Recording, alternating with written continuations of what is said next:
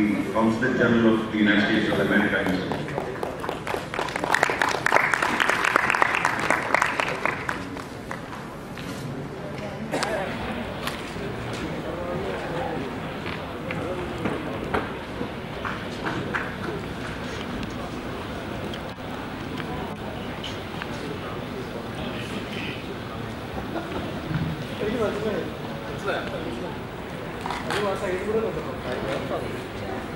Let me briefly introduce the panelists. Jennifer Dogley, Consul General of Canada, currently based in Bangalore, with responsibility for the states of Karnataka, Telangana, Andhra Pradesh, Tamil Nadu, Pondicherry, and Kerala since 2016.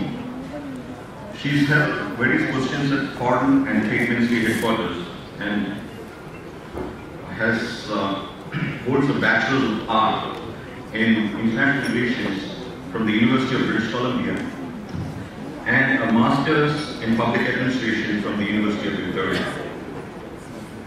Can I have a round of applause for Jennifer? Mr. John Fleming is the Principal Commercial Officer of South India, Consulate General of the United States of America in Chennai. He has served in similar capacities in Japan and Russia before this. He joined the Foreign Service in 2000. He has a BS from the University of Maryland, an MBA from the Catholic University in Belgium, and an MA in International Relations from Boston University. Besides English, he speaks French, Russian, and Japanese fluently. A round of applause for Johnson. Thank you. The structure here that we have a few questions which will help us to understand how the consulates work in terms of business in South India, and we'll just go on to that. Thank you. Jennifer, to start off, could you explain something about the functions of your trade desk here in South India? Certainly. Thanks for the question. We have a very active trade section working out of our Consulate General in Bangalore, and it covers the 5 southern Indian states, including Kerala. So really our objective is the same objective we have in all our diplomatic offices in India, and that is really to intensify the relationship between Canada and India. On the trade side, this is a relationship that is growing significantly. We're now at about $8.3 billion in bilateral trade, and that is a 28% increase over the previous year, so it's a year-on-year increase. So there is certainly a lot of potential. We're seeing an excellent trend.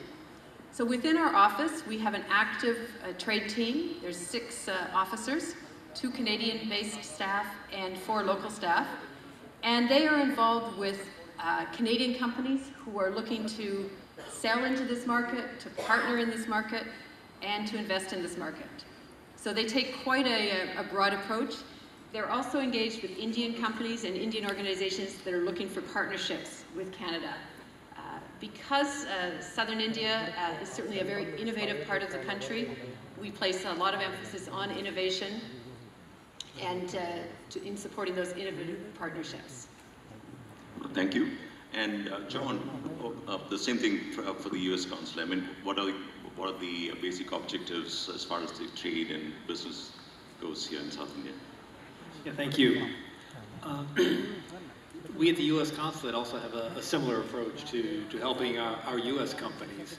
Basically, the mission of the commercial service, which is the trade promotion arm for the U.S. government, is our mission is twofold. Primarily, we help U.S. companies promote the export of their goods and services to this market.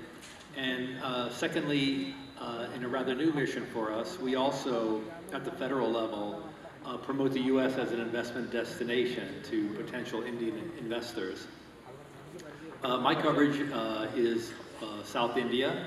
I'm based at the U.S. Consulate in Chennai. In addition, we have a satellite office in Bangalore, and we also have commercial staff working at the U.S. consulate in Hyderabad, which falls under my coverage. So it's an extensive area, and we cover all sectors. Thank you. How many companies do you have here, from the U.S. And in South India and in Kerala? And what's the trend there? Is the number of companies growing or stagnant, or how is it in the last few years? Yeah, thank you. The number of U.S. companies in India is a number we're very interested in. In addition, it's a difficult number to track. I would estimate that we have somewhere between 500 and 1,000 U.S. companies in India. I can tell you that the largest U.S. presence in India is in Bangalore, where we have approximately 350 U.S. firms operating. In terms of the trends, I've been in India for 2 years now, and I've just seen it grow. I think the U.S.-Indian relationship is just getting stronger, and along those lines, we're increasing those commercial ties. So I do see it trending upward. Interest is constantly growing. How about Canada? You have another mic, which is Canadian. From a Canadian perspective, we believe we have about 800 Canadian companies that are doing business in India. We also know that there are approximately 375 that have invested here. Some of those are quite big, and I'm talking here about the entire country. Companies like Bombardier, McCain's, OpenText, CGI, a number of them are in the ICT sector. We also have a number of aerospace companies apart from Bombardier, CAE, Pratt & Whitney. And then we have a number of smaller companies. In terms of Kerala, we are not aware of extensive Canadian investment in Kerala. I did visit yesterday in, and you're going to have to excuse my pronunciation, Thiruvananthapuram. It's a difficult one for me. I did visit RWDI, which is a Canadian company out of Ontario, which has established a wind tunnel testing facility. So quite a high-tech operation. And they have been operating in Kerala for approximately 10 years. So they're certainly here. They're certainly very happy with their operation here. They have operations, the company itself has operations in 17 locations in North America and around the world. So there is a small investment presence. We also see Canadian companies active in South India, certainly on livestock genetics. And so there are companies that have distributors here or agents that are representing them, but a very limited investment presence at this point. We're hoping that that will increase. And I'll just mention, as John mentioned, their mandate to attract Indian investment into the United States. We have a similar mandate to attract Canadian investment into, to attract Indian investment into Canada. And at this point, we have about 95 Indian companies that have invested in Canada, some of them with very significant investments. You were mentioning that the number of investments is relatively small. What do you think, companies from Canada find difficult here? What sort of changes in the ecosystem, would help Canadian companies to find it more interesting to come to India and to Kerala specifically, South India?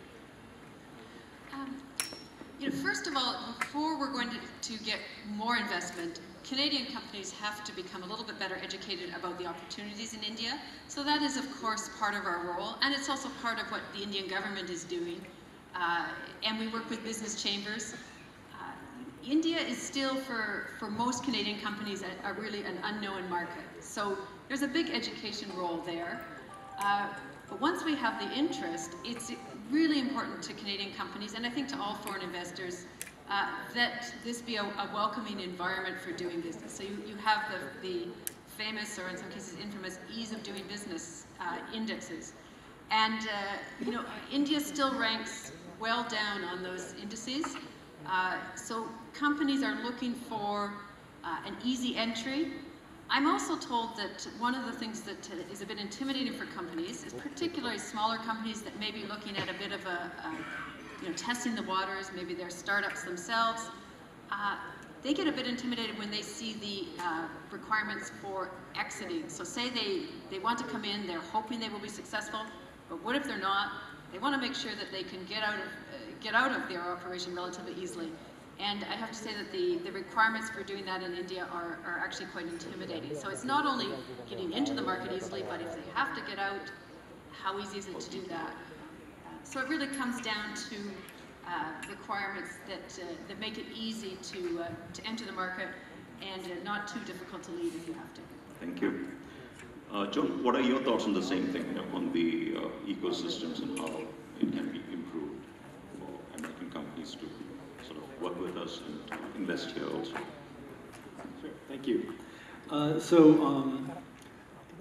a similar way, we track closely the ease of doing business index, and I was very encouraged this morning when we heard from the additional chief secretary. He talked about this state's focus on that as well, improving the ease of doing business. So U.S. companies are quite focused on that.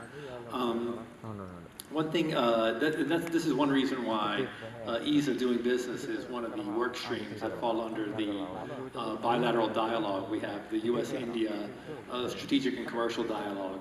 One of the work streams is the ease of doing business. So we really appreciate the Indian government's commitment to improving that. We appreciate what Kerala is doing to improve that.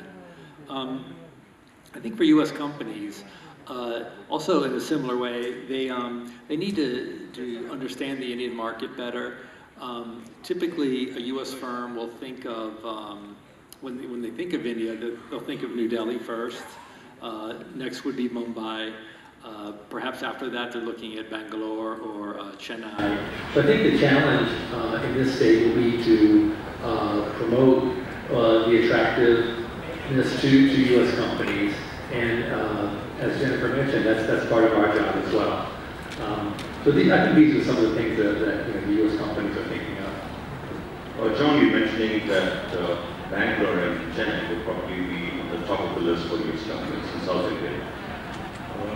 Now, on the recent ease of doing business indices which were published, two other southern states, that is Telangana and Andhra Pradesh, are ranked extremely high. They carry the top spot with 97 or something percentage. Is this very important? I mean, do they look at the sort of indices, or do they just ask around it? Incidentally, Kerala is number 20, it's fallen from 18 to 20 with a very, very low score here. Because we had elections over the last year and we were really not able to make that sort of changes over the last year. Do you think it is very important that we really pull up our socks and try to reach these other leaders, so to say, in these rankings? Yeah, I can address that. One thing that, as I mentioned, I came to India 2 years ago. That was my first time. One thing I didn't appreciate was just how diverse this market is. And so as a result, we're constantly counseling U.S. companies that the markets vary quite a bit regionally in India, and it varies by state. And you mentioned Telangana and Andhra Pradesh, who both are tied for #1 in terms of ease of doing business. And what we see there are chief ministers that are very forward-thinking, that are very focused on making business easier in those states. They're very proactive about attracting investment and promoting their states. So I think you're right. These are two areas that will not go overlooked by U.S. firms, and I think other states can learn from that example, that lead. I think that's what's going to attract U.S. companies, and it boils down to the leadership. Okay. And as I said, what I heard this morning from the additional chief secretary was very encouraging. So there's a lot of tremendous strength in Kerala that could be good selling points for U.S. firms that might be interested. What do you think about these indices? Do they really reflect ease of doing business, or is it something which do companies which come here really look at these things, or do they just ask around and then take decisions? I think they do a little bit of both. I think the indices are important for them in terms of India is a very big country, it's a very diverse country. The regions can vary significantly. So yes, they would look and say, well, this looks like we need to narrow it down so that they will tend to look at the top ranking performers. But then they're going to really dive in and meet people. They're going to want to meet the ministers involved in their sectors.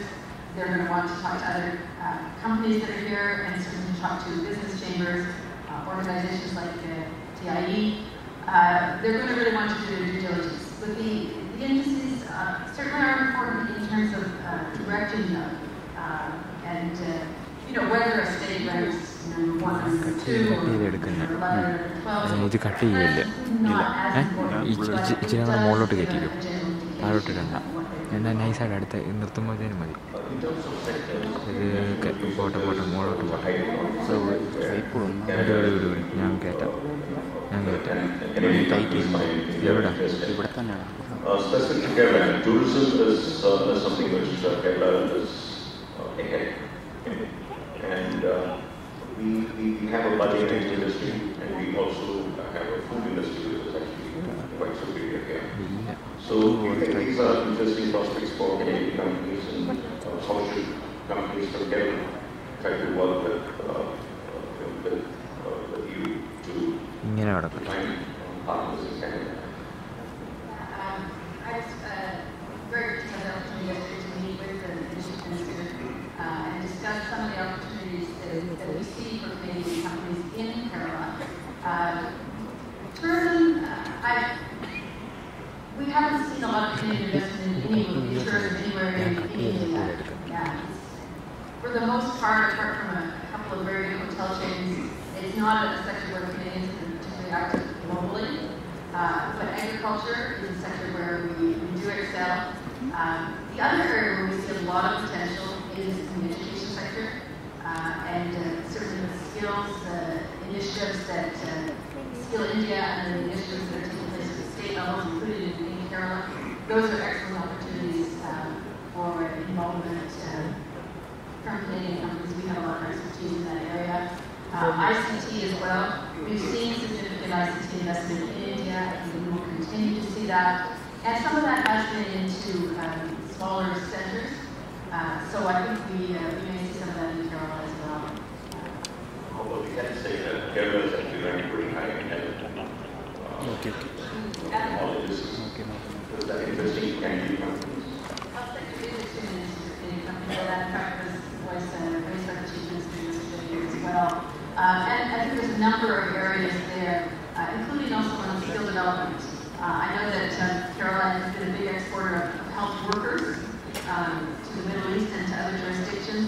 And on the skills side, it's important to make sure that they continue to have the skills that will make them marketable globally.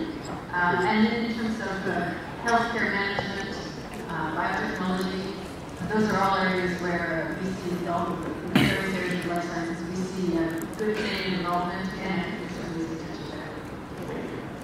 John, what are your thoughts on these sectors which would be interesting for American companies as far as Kerala is concerned? Thanks. Once a year, the commercial service we issue in every market is called the Country Commercial Guide. And so we do this for India once a year. And we always list the best prospect sectors for this market to attract U.S. companies for exporting their goods and services. All the sectors that we list in this Country Commercial Guide are prominent here in Kerala. Certainly healthcare is one, IT is another, educational services are important to the state. And as we speak of educational services, I would call to your attention that we just, this week we had a trade mission to India where we brought 20 U.S. schools to stops in fact it was Nepal in India. We had stops in Kathmandu, Calcutta, and Delhi. And but we featured a spin-off from this trade mission. And 8 of the schools opted for it, and we're bringing them to Trivandrum tomorrow, in fact. So this is just, a good example of, some of the opportunities here and the U.S. interest in. So we'll have 8 schools that will be looking to partner with universities and schools in Kerala in order to attract Indian students to their universities back in the States. In terms of tourism, I mean, a big part of my job is to promote U.S. tourism. We want to see more Indian visitors visit the United States. And but we understand that tourism is a key sector for Kerala as well. Where I think the U.S. could play a role is perhaps in some tourism infrastructure projects. So part of my job would be to introduce some of the suppliers and technologies that might assist Kerala to grow their own tourism industry. Speaking of tourism in America, which destinations do people from here visit a lot? And which other destinations which are promoting? Just giving an opportunity for you as well. Thank you. You know, as you can imagine, as an employee of the federal government, I have to be what's called geographically neutral. So I can't promote one destination over another. But I will give an example of something we did recently, and that is Air India. We partnered with Air India to promote some of their flights to the U.S. And they recently, about a year ago, they opened a Delhi to San Francisco flight nonstop, and the demand for that flight is just gone through the roof. I think it's more than Air India expected. And so just recently, we again partnered with Air India to promote that flight because they've increased the number of flights per week. They've gone from 3 to 6 because the demand is so great. So we partnered with Air India and Visit California to promote, obviously, California as a great destination. But that said, there's so many different places to see in the States. I know many of you have already traveled there. One thing I'm personally very keen on are our U.S. national parks. It's the 100th anniversary of the U.S. national park system, so I would recommend to everyone here to get an opportunity to visit the U.S. and visit some of our national parks. And, Grand Canyon, Yellowstone, Yosemite, just tremendous places to visit. So I would recommend that. Thank you. And Jennifer, how about Canada? What are the places you should visit in Canada? What state John is from, but I'll have to ask him outside. Canada is a very, very attractive tourism destination. I think Canada, not only in India, but globally, is known for scenic outdoor beauty. We have as well excellent national parks, the Rocky Mountains, and also our urban areas. I think many Indians know of Vancouver. There's a very large Indian diaspora in Canada. About 1.3 million Canadians trace their roots back to India. So in fact, many Indians have family members in Canada. As I say, not only our natural areas are well known, but our big cities, Vancouver, Toronto, Montreal, and the East Coast as well, Halifax. So there's a lot to see and do. We're seeing the numbers of Indian tourists going to Canada. We're seeing exponential growth. That's one of the reasons 2 years ago we opened a visa office in Bangalore and upgraded our operation in Bangalore to a full consulate general. We have 25 staff, Canadian and local Indian staff working on the initiatives out of Bangalore. We're trying to make sure that our turnaround times, not only for students and temporary workers, but tourists as well, are fast. We want to make sure that Canadians find it easy to get to Canada. We also are working on our airlines. Air Canada opened last year, started operating a direct Toronto to Delhi flight. And about 3 weeks ago, they had an inaugural flight of Vancouver to Delhi. And coming up soon will be Toronto to Mumbai. So we do know that having direct airlines is a big advantage in terms of attracting and facilitating tourism in Canada. So I encourage you all to consider Canada for your next vacation. Thank you. We have a lot of young people here trying on new startups, and that's something which all the governments are encouraging. The culture is going that way. Both Canada and America are places with right at the top of the list of this sort of big technology, the industry revolution and all that. How do you think, how do you see it? How can companies from here work with startups in Canada? And how should companies from Canada, and how can we attract companies from Canada to do something like startup space? Absolutely, there's a lot of potential for increased innovation in startups. We have a number of programs that are in place that are aimed at benefiting both countries, both Canada and India, and deepen the entrepreneurial ties between the countries, as well as promoting job growth in those countries. So we have Canadian accelerators who have established in India. Probably the best known one is out of Ryerson University, which is a Toronto institution. And so Ryerson's own startup has established what's called the DMZ, and this is operating in conjunction with the Bombay Stock Exchange, but open to companies from across India. So they've achieved really some great traction there. So if this is an area of interest to you, that's one place to look. And then we have also some Indian companies, including the TCS, Talent Consulting Services, that their co-innovation network is now looking at setting up a new innovation lab in Toronto that would look at facilitating commercialization. So there's opportunities there for Canadian companies, but also opportunities there for Indian companies to work with them. And we also have a Canadian Technology Accelerator program that operates in India. And what this does is bring innovative, generally small Canadian companies to India, where they can investigate partnerships and really try to develop those ties, those entrepreneurial ties that are going to benefit them and benefit the Indian partners. And we also have some funding attached to innovation programs. So it's an area we really are focusing on, and we see great potential. Is there a website or some place where people can actually, companies which want to access or find out more about these opportunities? Is there a website or something, or where do they go to look for this? Some of this material is certainly on our website, and if companies are having trouble navigating the website, we do have an officer at our office in our Consul General in Bangalore with me here today.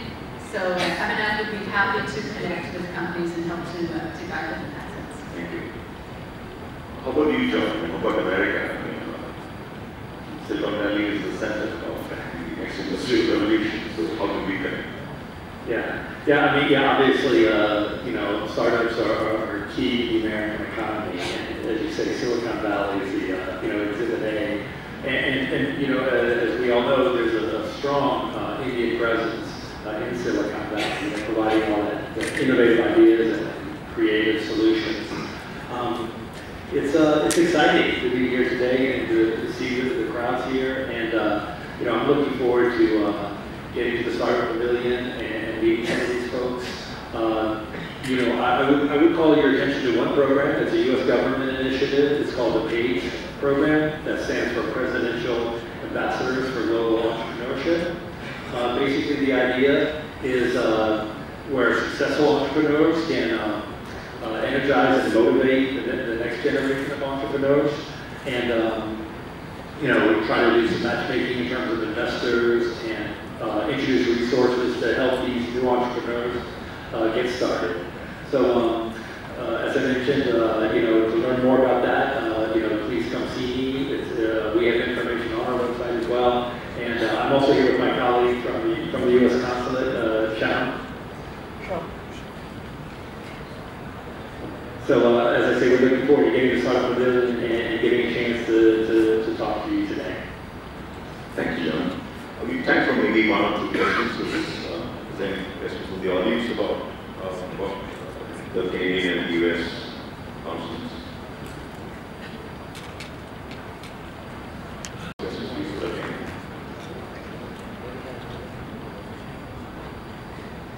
Thanks. So we come to the end of this discussion, and I would like to invite everybody to come and see you. I think we'll be here for lunch, right? hour. For the next hour. And I'm told that Cochin traffic is such that we should depart for the airport, but we'll be here for a little bit of time. Okay, if there's anybody who needs to watch the walk, please do approach them and get more details. And, thank you very much.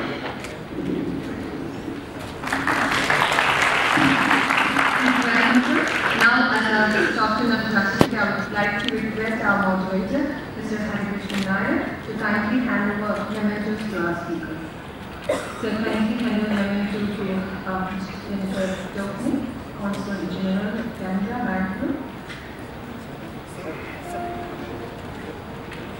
Thank you very much, ma'am. Thank you very much, ma'am.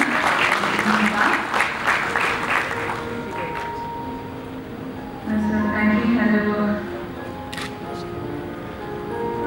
the memento to Mr. John Kelly, Principal Commercial Officer of the United States of America.